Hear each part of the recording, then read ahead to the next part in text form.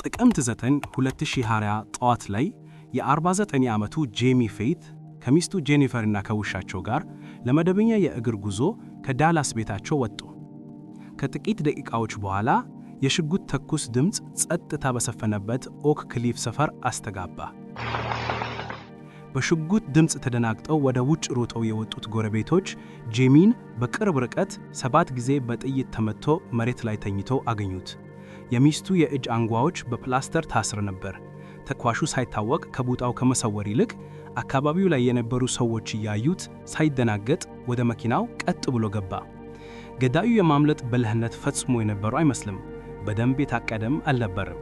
ይልቁንም በበርካታ እማኞች ፊት የተፈጸመ የቸልተኝነት ድርጊት ነበር። ተኳሹ በፍጥነት ወደ መኪናው ገብቶ ከአካባቢው ሲሰወር በቪዲዮ ተቀርጾ ነበር። ቪዲዮ ሲመረመር ይህ ሰው ወንጀል አዋቂ ወይም ክሪሚናል ማስተርማይንድ የሚባል ሰው አለመሆኑን ግልጽ የሚያደርጉ ዝርዝሮችን ይዟል። እንበልና በሌላ ሰው ወይም ኬዝ ይህ ግድያ ቢፈጸም ለመርማሪዎች እንቆቅልሽ ሊሆንባቸው ይችል ነበር። ነገር ግን የዚህን ኬዝ እንቆቅልሽ ገና ከአጀማመሩ መኪናውን በመመልከት ብቻ የተፈታ ይመስላል። ፍንጮችም በየቀኑ ይተነተኑ ጀመር። መርማሪዎች በምናባቸው ውስጥ እንኳ ቢሞክሩት ሊያስቡት የማይችሉት በስጦታ መጠቅለል ላይ የተጠቀለሉ ፍንጮችና እጅግ በጣም ከባድ ማስረጃዎች ላይ ደረሱ። ወንጀልና ወንጀል ነክ ጉዳዮችን በዝርዝር ወደ እናንተ የምናቀርብበት ቻናል እንኳን ደህና መጣችሁ። ለቻናሉ አዲስ ከሆናችሁ ላይክ እና ሰብስክራይብ በማድረግ እንጀምር። የዛሬ ጉዳይ ወደ ዳላስ ቴክሳስ ወደ ጄሚና ጄኒፈር ቤት ይወስደናል። እነዚህ ትኩረት የማይስቡ የሚመስሉ ጥንዶች እንግዲህ በአሳዛኝ ምክንያቶች ዜና ሊሆኑ ችለዋል። ባል በጥይት ተመታ፣ ሚስት ደግሞ ታስራ እና በድንጋጤ ተዋጠች። ሰፈሩ ተናወጠ እና በመጀመሪያ እይታ ግልጽ የሆነ ተጠርጣሪ ያልተገኘበት ዓላማ፣ ሞቲቭና ምክንያት የሌለው ጉዳይ ነበር። ነገር ግን አንዳንድ ጊዜ በጣም ተራ የሚባሉ ሰዎች ባልጠበቅናቸው ቦታ ላይ ሆነው ይገኛሉ።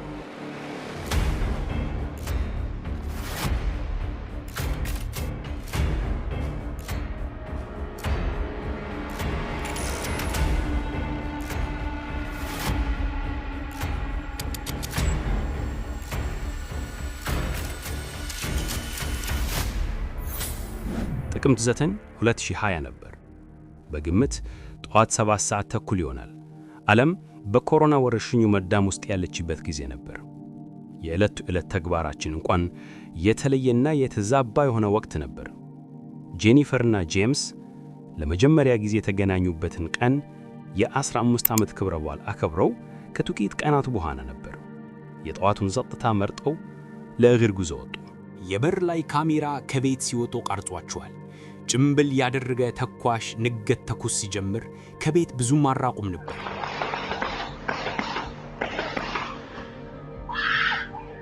ሰባት ጥይቶች ተተኮሱ። 3ቱ ጭንቅላቱ ላይ፣ 3ቱ ደረቱ ላይ እና አንዱ ብልቱ አካባቢ ነበር። የ49 ዓመቱ ጄሚ ፌይዝ ወዲያውኑ ሕይወቱ አለፈ። ተኳሹ ከዛም ጄኒፈርን በእጁ ያጠቃት ጀመር። ከዚያም እጇን በፕላስተር ጥፍንግ አድርጎ አሰረ። ጄኒፈር ቀለበቷን ከጣቷ ላይ ለመውታት እንደሞከረች ነገር ግን እንዳልተሳካላት ተናግራለች። እሱም ኮፍያ ያለው ጃኬት ወይም ስዌትሸርት እና ሰማያዊ የፊት ጭምብል እንደለበሰ ተመልክታለች። በጄኒፈር ጩኸት ተነስንሶ ጎረቤቶች ከቤታቸው ይሮጡ ወጡ። የሕክምና ስልጠና ያለው አንድ ጎረቤት ሲፒአር ለማድረግ ሞከረ። ነገር ግን ጄሚ ቀድሞውኑ አለፈ። ፖሊስ ከቦታው ሲደርስ ተኳሹ ተሰውሯል። ጄኒፈር ጥቃት አድራጊውን ጥሩ አድርጋ ማየት አልቻለችም፣ ምክንያቱም የፊት ጭምብል ለብሶ ነበር። ልታስተውሎ የቻለችው ብቸኛው ነገር ጥቁር አይኖች እንደነበሩት ነው። ተኳሹ ሲነዳ ያዩ ምስክሮች በጥቁር ፒክአፕ መኪና በፍጥነት መሄዱን ሪፖርት አድርገዋል። ቢሆንም የመኪናውን ሰሌዳ ቁጥር ማስተዋል አልቻሉም። ጄኒፈር በአፋጣኝ ወደ ሆስፒታል ተወሰደች። እጇ ላይ ሰንበር ምልክት ነበር፣ ግን እንደ ዕድል ሆኖ አልተሰበረም። በሕግ መርማሪ አካላት አጠር ያለ ቃለ መጠይቆችን ተጠይቃ ነበር። እናም ጊዜ ሳያባክኑ አካባቢውን መመርመርና የሲሲቲቪ ቀረጻዎችን መሰብሰብ ጀመሩ። የአካባቢው ሰውና መላው ዳላስ ድንገተኛው ጭካኔ ብቻ ሳይሆን የጉዳዩ ዓላማ አሳስቧቸው ነበር። ማለትም አንድ ሰው በራሱ በራፍ ላይ በእማኞች ፊት መገደሉ፣ በዛ ላይ ምንም የስርቆት ሙከራ አልተደረገበትም እና የታወቁ ጠላቶች አልነበሩትም። እስካሁን ድረስ እንደዛ ነበር የሚገመተው። በዚያ ጠዋት በተፈጠረው ትርምስና ድንጋጤ መካከል ጄኒፈር ባሏን በድንገት ማጣቷን የሚመስል መራር ሐዘን የለም። ከልጄ ውጪ ያለኝ ብቸኛ ቤተሰቤ እሱ ነበር። እኔና ልጄ እሱን ከማግኘታችን በፊት ችግር ውስጥ ነበርን። እናም እሱ እንደ ቅርብ ጓደኛዬ ነበር። በጣም ጥሩ ግንኙነትና ጋብቻ ነበረን። አብረን ብዙ ተጓዝን። ለ2022 የሽርሽር ጉዞ ብዙ እቅዶች ነበሩን። ምን ሊሆን ነው አሁን? ጄኒፈር የባሏን ገዳይ ለመፈለግ ተስፋ ሳትቆርጥ የሕግ አካላትን በቻለችው ሁሉ ረድታለች። ለመርማሪው አሰቃቂውን ክስተት በዝርዝር ገልጻለች። ዞር አልኩና ይህ ሰው ሲተኩስ አየሁ። ለምን እንደሆነ አላወቅኩም። እናም ለምን እንዳደረገው ሊገባኝ አልቻለም። ሰውነቱ መንገድ ላይ ተዘሮ ነበር። ከዛም እኔ የተተኮሱት ጥይቶች ብዙ ጥይቶች ነበሩ። እናም እሱን ከጣለ በኋላ እኔን ያዘኝ። እናም ዝም አልኩኝ። እናም ጥቁር አይኖች ነበሩት። እንደምንም ብዬ ጮህኩኝ። ውሻው ከኔ ጋር ነበርና መሮጥ ጀመርኩ። ደረሰብኝና ይዞ መሬት ላይ ጣለኝ እና ፊቴን እየመታኝ ነበር። እናም ሊያዞረኝ ሞከረ። እናም ጎኔንና ጀርባዬን ቀጠቀጠኝ። እናም እጆቼን እያያዘ የሰርግ ቀለበቴን ለማውጣት እየሞከረ ነበር።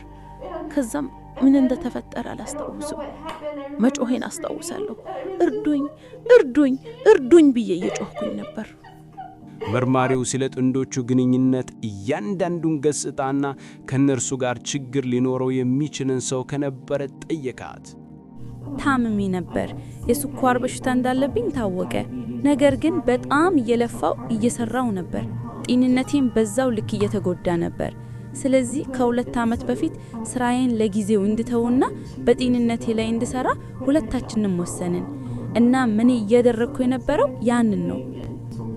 እሺ፣ እና ከ3 ዓመት በፊት ወደዚህ ቤት ከመጣችሁ ጊዜ ጀምሮ ከማንም ጋር ችግር አልነበራችሁም? አዎ። አለመግባባቶች ወይንም ክርክሮች አጋጥሟችኋል? አዎ። በየመሃሉ ግን የተጋነነ አልነበረም። ሌላው ነገር ደግሞ ጎረቤቶቻችን በጣም ጥሩ ሰዎች ናቸው። ነገር ግን ብዙ ገንዘብ አበድረናቸው ነበር። እናም $400 አካባቢ የሚሆነውን መልሰውልናል። ከዚህ ውጪ ግጭት ብዬ የማስበው ሌላ ነገር ምንም የለም። ግን ባልሽ እሱ ማንም ጠላት አልነበረው? ሕይወቱን እንዲጠብቅለት የቀጠረው ሰው አልነበረም? አይ አልነበረውም። ቃለ መጠይቁ ከተጠናቀቀ በኋላ የጄኒፈር ልጅ አምበር ተቀላቀላቻት። ከዚያም ጄኒፈር አሰቃቂውን ዜና ለመንገር ለጄሚ እህት ደወለች። እኔና ጄሚ ዛሬ ጠዋት ተጠቀን። እናም አንድ ሰው ጄሚን ተኩሶ ገደለው። አሁን እኛ ፖሊስ ጣቢያ ነን። ማጊን በየቀኑ ጠዋት ለእግር ጉዞ እንወስዳታለን። እናም ልክ ከቤቱ ስንወጣ አንድ ሰው መጥቶ ተኩሶት፣ እናም እሱ ላይ መለስ ሄዷል። 6 ጊዜ ያህል ተኩሱበት ጭንቅላቱን። እሱ ሄዷል። በጣም አዝናለሁ።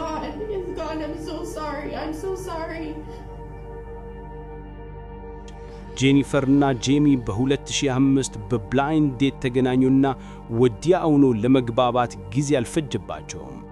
የማይነጣጠሉ ሆኑ።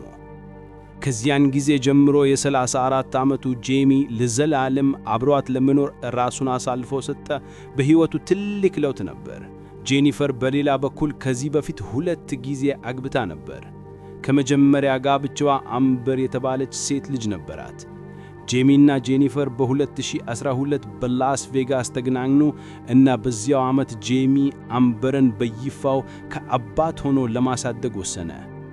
ጄሚ በአይቲ ሊደርሺፕ ጥሩ የሚባል የሙያ መስክ ነበረው። ሚስቱንና ልጁን እጅግ ይወዳቸው ነበር። ጓደኞቹና ቤተሰቦቹ ሁልጊዜም ትክክለኛውን ነገር የሚያደርግ ሰውና በእውነትም ለሌሎች የሚጨነቅ ርኅሩህ እንደሆነ ገልጸውታል። በሥራ ባልደረቦቹ የሚወደድ የቴክኖሎጂ ነርድ ነበር። ባልደረቦቹና ወዳጆች ለኮምፒውተር ችግሮች መፍትሄ የሚሆን ችግሮችን ለመፍታት ወይንም አንድ ነገር እንዴት እንደሚሰራ ያስረዳና ማንንም የማያስከፋ ሰው ነበር። ጄሚ ፈገግታ ማይለየው አሳቂኝ፣ ታማኝና ጥሩ ሰው ነበር። ጄኒፈር በጤና አጠባበቅ አስተዳደር ባክግራውንድ ነበራት። ግንኙነታቸው ጠንካራና የትዳራቸው ምሰሶ የማይሰበር ይመስል ነበር። ጄሚ ከሞተ በኋላ ያ ጠንካራ ምሰሶ ተናደ። ጓደኞቹና ቤተሰቦቹ በጣም አዘኑ። ካርዶችና አበቦች ደጃፏን አጥለቅለቁት እና ለሷና ለልጇ ገንዘብ ለማሰባሰብ የጎፈንድሚ ዘመቻን ጨምሮ የፋይናንስ ሸክሟን ለማከለል ልገሳዎች ተሰበሰቡ። woman from Dallas is trying to cope with a sudden loss that no one should feel. Her husband was murdered on their morning walk and she had to watch it happen. ማህበረሰቡ በቻለው መንገድ ሁሉ እሷን ለመደገፍ ቆርጦ ነበር። አንዲት ዳላስ የምትኖር ሴት ማንም ሊደርስበት የማይገባ ድንገተኛ ኪሳራ ለመቋቋም እየሞከረች ነው። ባሏ በጠዋት የእግር ጉዟቸው ላይ ተገድሏል። እናም እሷ ይህን ሁሉ ባይኗ ተመልክታለች። ጄኒፈር የባሏን ሕይወት የቀማውን ሰው ለማግኘት እንድትሞክር ሕዝቡን ለመጠየቅ ወደ መገናኛ ብዙሃን ወጣች። በምርመራው የመጀመሪያ ቀናት ምርመራዎች የሚያዩትን ነገር ለመረዳት ተቸግረው ነበር።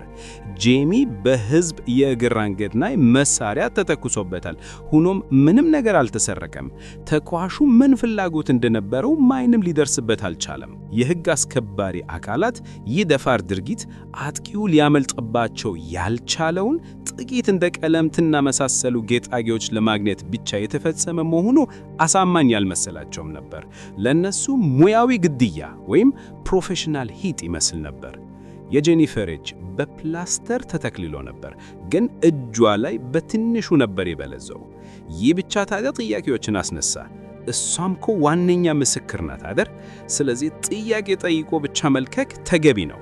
እሷ ተባባሪ ልትሆን ትችላለች። እንግዲህ ምርመራዎች ምንም ፍንጭ ላይ ሊደርሱ አልቻሉም። የመጀመሪያው ተስፋ ሰጪ ፍንጭ የተገኘው ጥይቶቹ ከተሰሙ በኋላ በሰፈሩ ዙሪያ ከተሰበሰበ የደህንነት ቀረጻ ነው። የአይን ምስክሮች በፍጥነት ሲሄድ ያዩት ጥቁር ፒክአፕ መኪና በቪዲዮ ተቀርጾ ነበር። መኪናው ጥቁር ኒሳን ታይታን ነበር። የታርጋ ሰሌዳው በማንኛውም ቀረጻ ላይ በጥራት ሊነበብ አልቻለም። ነገር ግን ሌላ ዝርዝር ነገር ነበር። በኋለኛው መስኮት ላይ የሚታይ የቲ ጽሑፍ ነበረ።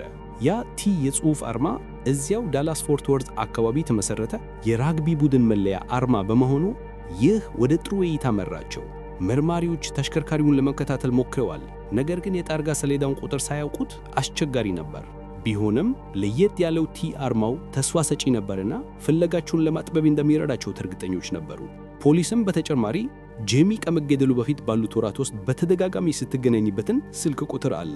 መርማሪዎች ጄኒፈርን ስለ ጉዳዩ ሲጠይቋት ቁጥሩ የድሮ የሁለተኛ ትምህርት ቤት ጓደኛዋ የወረርሽኙ መጀመሪያ አካባቢ በመጋቢት 2012 ከብዙ ዓመታት በኋላ እንደገና እንደተገናኘችው ገለጸችው። ስሙ ዳሬን ሎፔስ ይባላል። ቴኔሲ ይኖር ነበር። ጄኒፈርና ዳሬን በሁለተኛ ትምህርት ቤት ዴት ያደርጉ ነበር። ዳሬን ወደ ደቡብ ኮሪያ ለግዴታ እስኪሰማራ ድረስ እና እስኪለያዩ ድረስ የመጋባትን ዕቅድ ነበራቸው። ጄኒፈር ለሕግ አስከባሪ አካላት እንደገለጸችው እንደገና መገናኘታቸው እጅግ በጣም አስቸጋሪ በሆነ ጊዜ አጸናናት እንደሆነ ገለጻለች። ውይይቶቻቸው ድጋፋዊ እንጂ አጉል ግንኙነቶች ግን እንዳልነበራቸው ተናግራለች። ጄኒፈር በቴክሳስ ስትኖር፣ ዳረን በናሽቪል ቴነሲ ከእሷ በ600 ማይል በላይ ርቀት ላይ ርቆ በሚገኝ ዳርቻ ሰፊ ገጠርማ ቦታ ላይ ይኖር ነበር። ነገር ግን በኮሮና ዓለም ተዘግቶ ባለበት ሁኔታ ከድሮ ጓደኛ መዝናናትን መፈለግ ምንም ጉዳት የሌለው ሊሆን ይችል ነበር። ሁለቱም በአካል ተገናኝተው አያውቁም ነበር። ይሁን እንጂ ለአንድ የቅርብ ጓደኛዋ በላከችው የጽሑፍ መልእክት ጄኒፈር ከዳረን ጋር ያላትን ግንኙነት በይበልጥ ያደገ ከባድ ስሜታዊ ግንኙነት መንገድ እንዳሆነባት ገልጸዋለች።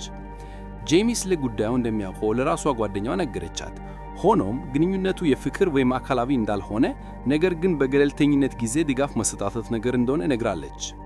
መርማሪዎች ስለ ጄኒፈር ከዳረን ጋር ስላላት ውይይቶች ስላላሳመናቸው በሁለቱ ግንኙነት ላይ ከፍተኛ ጥንቃቄ በማድረግ ምርመራቸውን ቀጠሉ። ከዚያም ዳረን ሎፔዝ ምን አይነት ተሽከርካሪ እንደሚይዝ ጥናት አደረጉ። እሱም ጥቁር ኒሳን ታይታን ነበር። ዳረን ሎፔዝ ከሴት ልጆቹ ጋር በኩምበርላንድ ፈርነስ ቴኔሲ የሚኖር የአካል ጉዳተኛ የጦር ሰራዊት አርበኛ ነበር። የወንጀል ሬከርድ፣ የታወቁ ጠላቶች ወይም ከጄሚ ፌዝ ጋር ምንም አይነት ግንኙነት አልነበረውም። እሱም በሚገልጹ ወረቀቶች ላይ በፍጹም ተጠርጣሪ የሚያደርጉት ነገሮች የለውም። በሽልማት የተከበረ የቀድሞ ግሪን ቤሬት የሕክምና ባለሙያ ዳርን በኢራቅና በአፍጋኒስታን ብዙ የውጊያዎች ተሳትፎ ተርፎ ነበር። ነገር ግን በመጨረሻ ምደባ ወቅት ከፈንጂ ፍንዳታ አሰቃቂ የአንጎል ጉዳት ደርሶበታል። ያ ፍንዳታ 19 ባልደረቦቹን ገድሏል። ብዙዎቹም ጓደኞቹ ነበሩ። ከዛ ሁሉ በኋላ በፒቲኤስዲ የጦር ሜዳ ስነልቡናዊ ጉዳት፣ ከረጅም ጊዜ የግንዛቤ ችግሮች እና በቅርብ ጊዜ ከተፈጸመው ፍቹ በተፈጠረ ጭንቀት እየተሰቃየ የነበረው ዳርን ሁኔታውን ለመተቋቋም እንዲረዳው ጄኒፈርን እርዳታ ጠየቀ። ጄኒፈርም ስለ ሕይወቷ ያሉትን ሁሉ ምንም ሳታስከር በዝርዝር ረጅም ኢሜይል በመላክ ምላሽ ሰጠች። ከዚያን ጊዜ ጀምሮ ግንኙነታቸው እንደገና ተቀሰቀሰ ሲባል በጣም ሙድ ውስጥ ገቡ። መርማሪዎች ያገኟቸው የመልእክቶች መጠን እጅግ አስደንጋጭ ነበር። በጥቅምት 2020 ወር ብቻ ጄኒፈር እና ዳርን ከ14,000 በላይ መልእክቶች ተለዋውጠዋል። ይህም የጽሑፍ መልእክቶች፣ ጥሪዎች፣ ኢሜይሎች እና የተጋሩ ምስሎች ድብልቅ ነበር። እነዚህ ቁጥሮች ጥንዶቹ ያለማቋረጥ እንደሚነጋገሩ ያመለክታሉ። በአማማይ በቀን 463፣ በሰዓት 19 እና በየ3 ደቂቃ አንዴ ብቻ በየቀኑ ሙሉ ቀን ይገናኙ ነበር። ይህ ቁጥር ደግሞ ፈጽሞ የማይተኙ ከሆነ ብቻ ነው። በቀን 8 ሰዓት እንቅልፍን ስንጨምር አማማይ መጠኑ ከእንቅልፍ በነቁ ሰዓት ወደ 29 ጊዜ ያወራሉ ወይም ይገናኛልና፣ ይህ ደግሞ በየ2 ደቂቃ አንዴ ይጻጻፋሉ። አንዳንድ ቀናት ከ500 በላይ ቴክስቶችን ይለዋወጡ ነበር። ነገር ግን ከጄሚ ግድያ ቀን በስተቀር በዚያች ቀን የጥንዶቹ ግንኙነት ለ24 ሰዓታት ሙሉ ሳይገናኙ በድንገት ቆመ። የሩቅ የሁለተኛ ደረጃ ትምህርት ቤት ወዳጅነት ታሪክ ከጊዜ ወደ ጊዜ ወደ ሌላ ነገር እየተቀየረ መጣ። መርማሪዎች በሁለቱ መካከል ያለውን የብዙ መልእክቶች መጠን አስቀድሞ አግኝተው ነበር። የመልእክቶቹን ይዘት ገና አያውቁም ነበር። ብዙ መጠን ያለው የተላላከችት ጽሑፍ በውስጡ የሆነ ምስጢር ነገር እንዳለው ግን ያመለክታል። እንዲሁም ዳረሪ ወንጀሉ ከተፈጸመበት ቦታ ሲወጣ የታየው አይነት መኪና ባለቤት መሆኑን አውቀዋል። ያንን ካወቁ በኋላ በንብረቱ ላይ በቅርብ ርቀት ሆነው አይኖቻቸውን በሱ ላይ ያደረጉ። በአየር ላይ የተደረገ ክትትል ወይም ኤሪያል ሰርቬይላንስ ከቤቱ ውጭ ቆሞ የነበረውን ኒሳን ታይታን አሳይቷል። ተመሳሳይ ቀለም፣ ተመሳሳይ መጠን እናም በኋለኛው መስኮት ላይ ተመሳሳይ የሆነ ልዩ የቲ ምልክት አዩበት። ይህ በቦታው የነበረው የዳረን መኪና ነበር። የሴልታው እርዳታም ዳረንን ጠቁመዋል። ስልኩ ግድያው ጠዋት በዳላስ ውስጥ መታፋቱን አሳይቷል። በኋላም ወደ ቴኔሲ በሚመለስበት መንገድ ላይ መታፋቱን አሳይቷል። ይህም ጄሚ በተገደለበት ጊዜ እሱ አካባቢው እንደነበረ ያረጋግጣል። መርማሪዎች ከግድያው በፊት ስልኩን ማጥፋቱን ከዚያም ወደ ቴኔሲ በሚመለስበት መንገድ ላይ እንደገና እንዳበራው ማወቅ ችለዋል። ማስረጃዎቹን መምታታቸውን ቀጠሉ። ከአካላዊ ማስረጃው በተጨማሪ በእርግጥ ገንዘብም ተካቷል። መርማሪዎች የጥንዶቹን እንቅስቃሴ ሲመረምሩ ብዙ የፋይናንሻል ሬድ ፍላግስ ብቅ ማለት ጀመሩ። ለመጀመሪያ ያህል ጄኒፈር ለዳረን የገንዘብ ድጋፍ ስትሰጥ ነበር። የአማዞን የስጦታ ካርዶችን ልካለት ነበርና የክሬዲት ካርዶቿን እንደፈለገ እንዲጠቀም ፍቃድ ሰጥተው ነበር። እሷም እንዲህ ሚል ኢሜል ጻፈችለት። ሁለቱን ዋና ዋና ክሬዲት ካርዶችን እዚህ ያለ ኤምኤክስ ሳያልቅ አይቀርምና ቪዛ ካርዱ ግን $35,000 ያህል ያለው ይመስለኛል። በተለይ ለሴት ልጆች የሆነ ነገር ሲያስፈልግህ ለመጠቀም አትስስት የሚል ነበር። የፔፓል ግብይቶች፣ የፓኬጅ መላኪያዎች እና በፖስታ ውስጥ የተደበቀ ገንዘብ ትልክለት ነበር። ደሙም አለ ሌላ። መርማሪዎች ከግድያው ከጥቂት ቀናት በኋላ ጄኒፈር ከጂሚ የህይወት መድን ወይም ላይፍ ኢንሹራንስ የሚገኘውን የተወሰነ ገንዘብ ጥርጣሬን ለማስወገድ በሚል በሶስተኛ ወገን በኩል ለዳረን ስለማስተላለፍ ማውራት እንደጀመረች አወቁ። እስካሁን ድረስ ተጠርጣሪ ሆና ስላልተወሰነባት በዚያ መድን ላይ ገንዘብ ስታንቀሳቀስ ነበር። ይሁን እንጂ ከግድያው ከአንድ ወር ገደማ በኋላ ከጂሚ በሞት ጥቅማ ጥቅሞች ወይም ዴት ቤኔፊትስ ላይ በግምት $630,000 ማውጣት ችላለች። ለጄኒፈርና ለልጇ ድጋፍ ለመስጠት የተቋቋመው የጎፋንድሚ ዘመቻ በ2 ወራት ጊዜ ውስጥ ከ$60,000 በላይ ተሰብስቦ ነበር። ጄኒፈር 58,000 የሚጠጋ ገንዘብ አውጥታ ከፊሉን ለዳረን ውድ ስጦታዎችን ለመግዛት ተጠቀመችበት። ይህም ትልቅ ስክሪን ቴሌቪዥን፣ የአየር በረራ ቲኬቶች ለሱና ለሴት ልጆቹ እና ቀደም ሲል ለመጠቀም የሰጠቻቸውን የክሬዲት ካርዶች ወጪ ለመሸፈን ተጠቅማበታለች። በሚገርም ሁኔታ ግን የባሏን $6500 የቀብር ሥነ ሥርዓት ክፍያ መክፈል አልቻለችም ነበር። አሁን ነገሩ ለጄኒፈር ጥሩ አይመስልም። መርማሪዎች እሷ ተሳታፊ እንደሆነች እርግጠኞች ቢሆኑም ያላቸው ሁሉ አሁንም ሁኔታዊ ማስረጃዎች ብቻ ነበሩ። ግን ጄኒፈር አልጨረሰችም። በፍጹም ዳረንን ከቦታው ጋር የሚያገናኘው ማስረጃ በመኖሩ መርማሪዎች እየቀረቡ ነበር። እሱ ተኳሹ መሆኑን እርግጠኞች ነበሩ። ግን ለምን እንዳደረገው የሚያስረዳ ምንም ነገር አልነበረም፣ ወይም ጄኒፈርን ከወንጀሉ ጋር በቀጥታ የሚያገናኝ ማስረጃ አልነበረም። መርማሪዎች የጥንዶቹን ስልኮች በእጃቸው እንዳስገቡ የነዚያ በሺዎች በሚቆጠሩት የተላላኩት መልእክቶች ምንነት ታወቀ።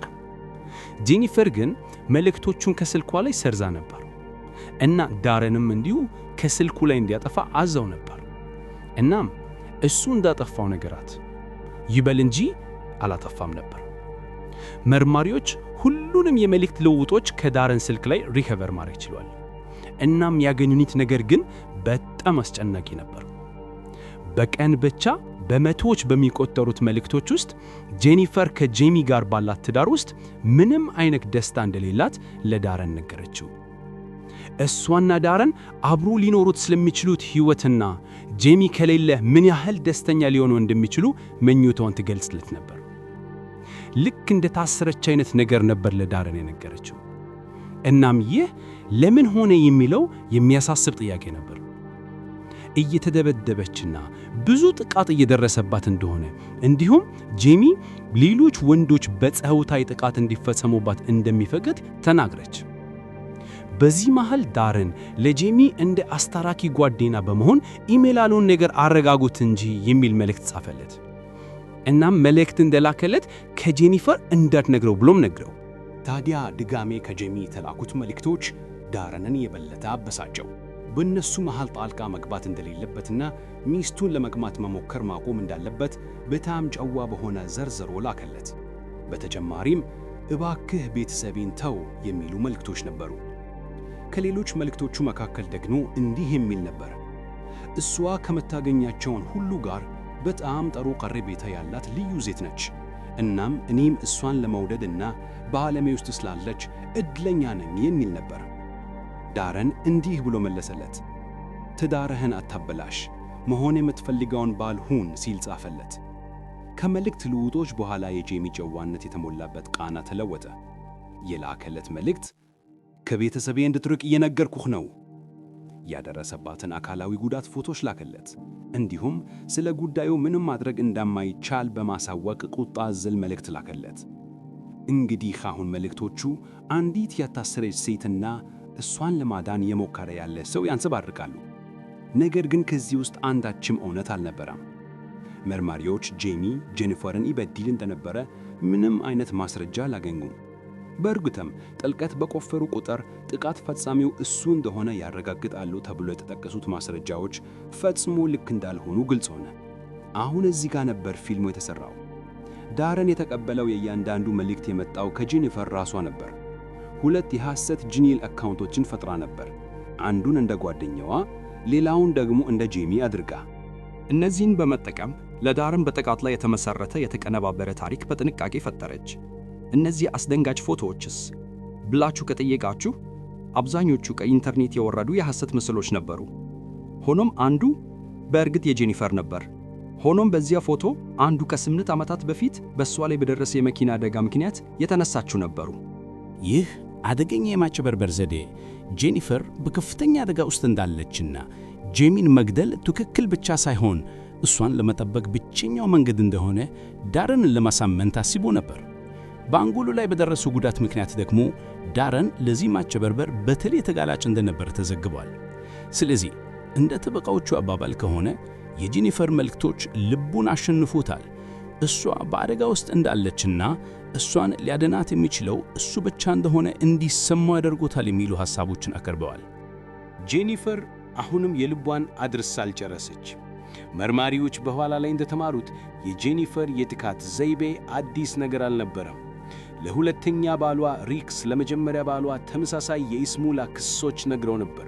ይህም ሪክ ያንን የመጀመሪያ ባል ለመግደል እስከ መፈለግ ደርሶ ነበር። ሪክ ሲናደድ ራሱ ጄኒፈር እንዴት እንደምትደሰት ያስታወሰ ቃሉን ሰጠ። የሐሰት ኢሜይሎቿን፣ የሐሰት የጉዳት ፎቶዎችንና የጥቃት ክሶችን ሲሰማ እሱም እስከ ዛሬ ካገኛቸው ሰዎች ሁሉ በጣም ክፉ ሰው ነች ብሎ ቃሉን ሰጥቷል።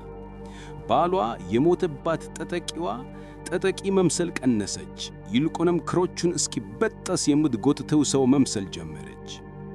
ከግድያው ከ2 ወር በኋላ በስተጀርባው ልዩ የሆነ ቲ አርማ ያለበትን መኪና ለማግኘት የሕዝቡን እርዳታ ለመጠየቅ በቴሌቪዥን ከታየች በኋላ አርማውን ከመኪናው እንዲያስወግድ በመጠየቅ ለዳረን የጽሑፍ መልእክት ላከችው። መልእክቱም እንዲህ ይላል: ከመኪናው ኋላ መስኮት ላይ ያለውን ተለጣፊ እንድታነሳው የሚነግረኝ ነገር ውስጤን እያስጨነቀኝ ነው ብላ ጻፈች። እሱም እየሰራሁበት ነው፣ ጊዜ ስጪኝ፣ ግን በአንድ ጊዜ ሙሉ በሙሉ ማንሳት አልፈልግም፣ ምክንያቱም ሴት ልጆቼ ጥያቄ ያበዙብኛል ሲል መለሰ። ከጥቂት ቀናት በኋላ ተለጣፊው ተሰርቷል የሚል መልእክት ላከላት። እሷም ኦህ በጣም ደስ ይላል፣ አመሰግናለሁ፣ አሁን ተረጋጋሁኝ ብላ መለሰች። ዳረንን በቴኔሲ እየተከታተሉ የነበሩ የፖሊስ መኮንኖች ከዚያ መልእክት ከ24 ቀናት በኋላ መኪናውን ሲፈትሹ ተለጣፊው በርግጥ እንደተወገደ አስተዋሉ። አሁን ጄኒፈርን ለጥያቄ ወደ ጣቢያ በድጋሚ ተጠራች። ከደወሉላት በኋላ ወዲያውኑ ለዳረን መርማሪው ደውሏል፣ ነገር ቃለ መጠይቅ እንድሰጥ ይፈልጋል፣ አሁን በጣም ደንግቻለሁ በማለት የጽሑፍ መልእክት ላከች። እሱም መደንገጥ አያስፈልግም፣ የመጀመሪያ ቃልን መስጠት ቀጥይ፣ ደህና ትሆኛለሽ ሲል መለሰ። እሷም ስለ አንተ ከተጠየቅኩኝ በፍቺ ውስጥ ያለ የድሮ ጓደኛዬ እንደሆንክ ነው የምነግራቸው። ሰኞ ዕለት የጽሑፍ መልእክት አትላክልኝ፣ እሁድ ምሽት ስልኬን ፋክተሪ ሪሰት አደርጋለሁ፣ የስልክ መዝገቦችን አውጥተው ከጠየቁኝም የጽሑፍ መልእክትንም እሰርዛቸዋለሁ አለችው። ፖሊስ የሚያውቁትንና የደረሱበትን እውነታ የተወሰነውን ብቻ በመግለጽ ከባዱን ለፍርድ ቤት በማስቀረት ጄኒፈርን መጫኑን ቀጠለ። ጄኒፈር ምንም እንደማታውቅ አጥብቃ ትናገራለች። በመጨረሻም ቃለ መጠይቁን ጨረሰች። ጥር 11 2021 ፖሊስ ዳረን በግድያ ወንጀል ከሶት አሰረው። በመኪና ውስጥ የሕግ አስከባሪ አካላት በግድያ ወቅት ጥቅም ላይ ውሏል ብለው የሚያምኑበት ሰማያዊ የፊት ጭንብል አገኙ። ቤት ውስጥ ደግሞ ጄሚን የገደለበት 45 ካሊበር የእጅ ሽጉጥ የጄሚ ደም እንደተገኘበት ጠቁመዋል። የምርመራ አባላቱ የሽጉጡ ጥይቶች ከወንጀሉ ቦታ ከተገኙት ጥይቶች ጋር የሚዛመዱ መሆናቸውን አረጋግጧል። ግን እስር ጄኒፈርን ለማስፈራራት በቂ አልነበረም። ዳረን እስር ቤት ከገባ በኋላ ጄኒፈር መርማሪዎች ወንጀልን የሚያመላክቱ መልእክቶችንና የስልክ መዝገቦችን ሊያወጡ እንደሚችሉ በማሰብ እሱን እስር ቤት ሊጎበኙት በሚሄዱት ሴት ልጆቹ በኩል መልእክቶችን ትልክለት ነበር። ዳረን ከታሰረ ከአንድ ወር በኋላ ጄኒፈርም ፍትህን ማደናቀፍ በሚል ክስ ተይዛ ታሰረች። ከ7 ወራት በኋላ የፌዴራል ከፍተኛ ፍርድ ቤት በገዳይ ቀጣሪ ክስ መሰረተባት። ይህ ክስ የጄሚ ጓደኞችና ቤተሰቦች ክሱ ትክክለኛ እንደሆነ ያምናሉ። በእስር ላይ እያለች ራሱ ለዳረን ደብዳቤ ጽፋለች። ለሱ ፈጽሞ ታማኙ እንደሆነች ነበር የላከችው መልእክት። አሁን ስለዚህ ጥፋተኛ ከሆነች ጄኒፈር በፌዴራል እስር ቤት የዕድሜ ልክ እስራት ወይም የሞት ቅጣትም ሊጠብቃት ይችላል። ዳረን በበኩሉ በፌዴራል የጦር መሳሪያ ክስ እስከ 10 ዓመት እስራት እና በቴክሳስ ግድያ ክስ የዕድሜ ልክ እስራት ሊጠበቀው ይችላል። ልዩነቱ ወንጀሉን ማን እንዳቀደውና ማን ቃታውን እንደሳበው የሚወሰን ነው። ጄኒፈር በገዳይ ቀጣሪ ግድያ ወንጀሉን በመምራት ክስ ተመስርቶባታል። ይህም የሞት ቅጣትን ጨምሮ ቅጣቶች ከባድ ወደሚሆኑበት የፌዴራል ፍርድ ቤት አሳልፏታል። ተኳሹ እንደሆነ የተከሰሰው ዳረን በግድያ ክስ እና የተለየ የፌዴራል የጦር መሳሪያ ክስ ተመስርቶበታል። ነገር ግን በቴክሳስ የተቀጠሩ ገዳዮች ወይም ሂትማን ለሆኑት የሞት ቅጣትን እምብዛም አይፈረድባቸውም። በመጨረሻም ጄኒፈር የሞት ቅጣትን በመጋፈጥ እና በእሷ ላይ ያለውን ከባድ ማስረጃ ባለማመን ወደ ችሎት አልሄደችም።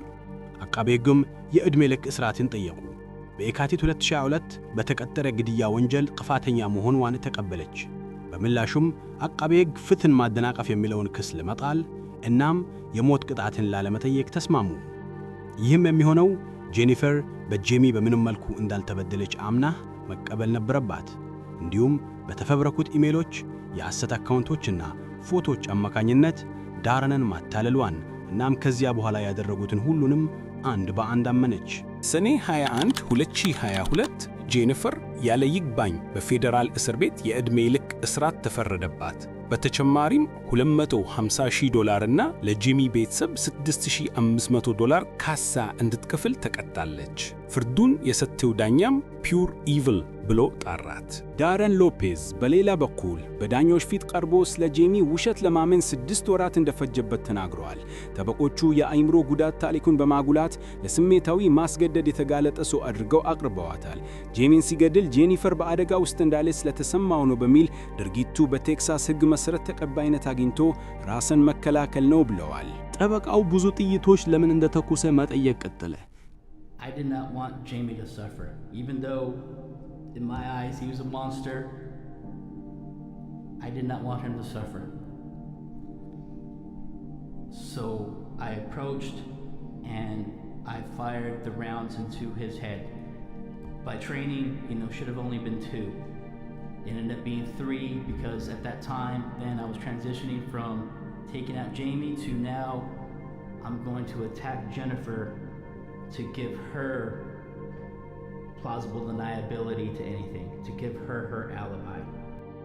ዳረን የበለጠ ተጨባባጭ መግለጫዎችን በመስጠት ቀጠለ። በሐምሌ 2023 ዳኞች ዳረን ሎፔዝ ጥፋተኛ ሆኖ አገኙት። በ62 ዓመት እስራትና በ$10,000 ቅጣት ተፈረደበት። ስለ ጄኒፈር ፌዝ እውነታ በመጨረሻ ሲጋለጥ ለጎፋንድሚ ገጿ ከ$60,000 በላይ የለገሱት በመቶች የሚቆጠሩ ሰዎች ገንዘባቸው ለፍቅረኛዋ ስጦታዎች ፋይናንስ መዋሉን ሲያውቁ በቀጥታ እንደሰረከቻቸው ነው ብለዋል። ብዙዎችም ተመላሽ ገንዘብ ጠይቀዋል። ጎፋንድሚም ፖሊሲያቸውን በመከተል ሰዎቹ የገየቁትን ገንዘብ ተመላሽ አድርጓል። ጄኒፈር ፌዝ ቦታው ባልተገለጸ የፌዴራል እስር ቤት የዕድሜ ልክ እስራቷን እያገለገለች ነው። ጄኒፈር የሟች ባሏን ህብረት የሆኑ $200,000 ወደ እስር ቤት አካውንቷ እንዲገባ ስትጠይቅ እንደገና ዜናውና ነበር። ኦፍኮርስ ፍርድ ቤቱ ይህንን ጥያቄ ውድቅ አደረገባት። በተለይ ለሟች ባለቤቷ ከፍላ እንዲገደል ማድረጓን ከግምት ውስጥ በማስገባት ሙሉ በሙሉ ተገቢ እንዳልሆነ ወስኗል። በእነዚህ ጉዳዮች ላይ ሁልጊዜም የሚደንቀው ነገር የሌላውን ሰው ሕይወት በራስ ወዳድነትና ያለ ርኅራሄ የሚወስዱ ሰዎች ራሳቸውን ከሞት ቅጣት ለማዳን ማንኛውንም ነገር ለማድረግ ፈቃደኛ መሆናቸው ነው። ይህ ቪዲዮ ጥሩ ትንታኔ ሰጥቷል ብለን ተስፋ እናደርጋለን። ያላችሁን ሐሳብ ኮሜንት ቦታ ላይ ያሳውቁን። እናም እንደዚህ ያሉ በጥልቀት የተገቡ ጉዳዮችን ከወደዳችሁ ቪዲዮዎቻችን እንደተለቀቁ ለመመልከት ላይክ እና ሰብስክራይብ ማድረጉን ቤተሰብ ይሁኑ። ስለተመለከታችሁን እናመሰግናለን።